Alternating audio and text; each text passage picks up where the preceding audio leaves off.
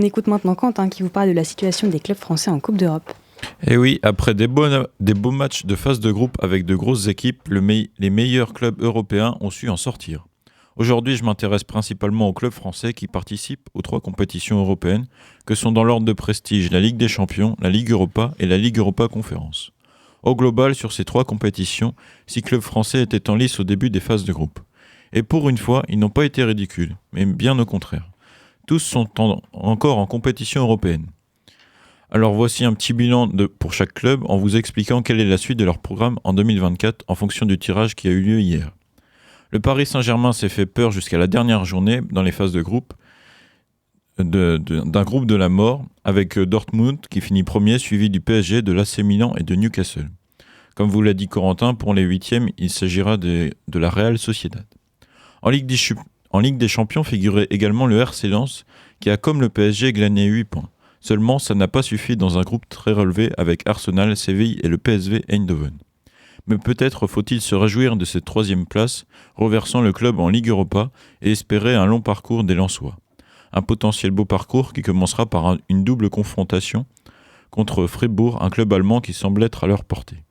Dans cette phase de barrage qui aura lieu les 15 et 22 février, il y a aussi Marseille, Toulouse et Rennes.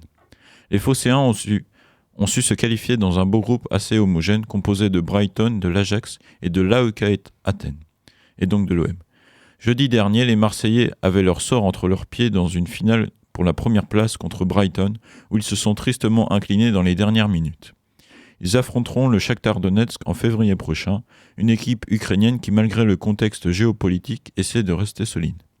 Pour les Toulousains, vainqueurs de la dernière Coupe de France, la très jeune équipe a su être sérieux malgré quelques difficultés en Ligue 1, ce qui a permis au TFC de s'offrir Liverpool à domicile. Au classement, ils obtiennent une belle seconde place. Lors du tirage au sort d'hier, ils ont hérité du Benfica, ce qui s'annonce compliqué, mais le club reste motivé. Tandis que pour Rennes, la situation est plus délicate. Le championnat est compliqué et ils ont cru jusqu'au bout face à Villarreal, se faisant avoir par une règle d'arbitrage très rare. Ils auront l'honneur d'affronter le grand AC Milan d'Olivier Giroud.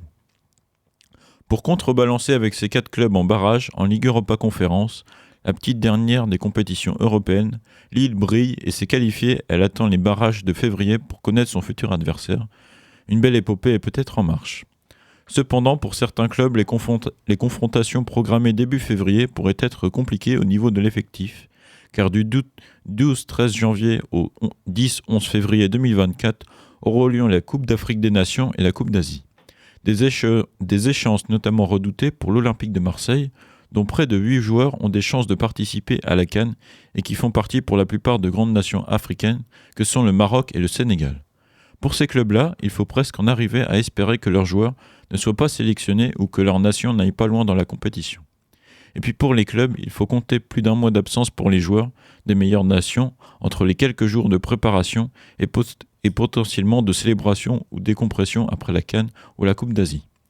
Si la semaine dernière, les supporters des clubs français restaient satisfaits, même s'il faut passer par une confrontation aller-retour en barrage, finalement la situation et l'enchaînement des matchs pourraient s'avérer plus compliqués en février.